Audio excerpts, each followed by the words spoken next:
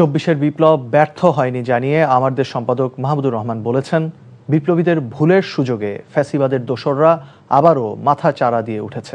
বলেন, বিপ্লবীদের সরকারে যাওয়াটাই ছিল সবচেয়ে বড় ভুল।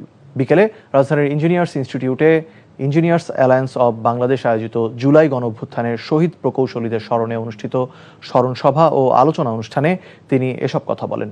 একই অনুষ্ঠানে সংরক্ষিত আসনে জামায়াতে ইসলামীর সংসদ সদস্য মার্দিয়া মমতাজ বলেন, জুলাই সনদ নিয়ে সরকারের বর্তমান অবস্থান অনভিপ্রেত এবং এটি জাতির জন্য ভালো ফল বয়ে আনবে না।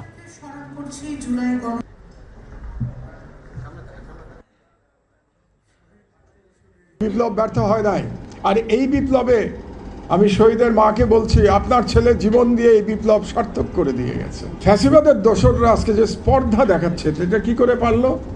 বিপ্লবীদের ভুলের জন্য পারলো। অপমানজনক হচ্ছে স্থানীয় সরকার নির্বাচনে শিক্ষাগত যোগ্যতার একটা মিনিমাম লেভেল বেঁধে দেওয়া হচ্ছে। জুলাই সনদের সাথে এমন একটি বিমাতাসুলভ আচরণ করা হচ্ছে, তার প্রতি সরকার আজকে দিনটা পর্যন্ত পৃষ্ঠ প্রদর্শন করে যাচ্ছে। এটা আমাদের জন্য অনভিপ্রেত এবং জাতির জন্য একটা অশনি সংকেত।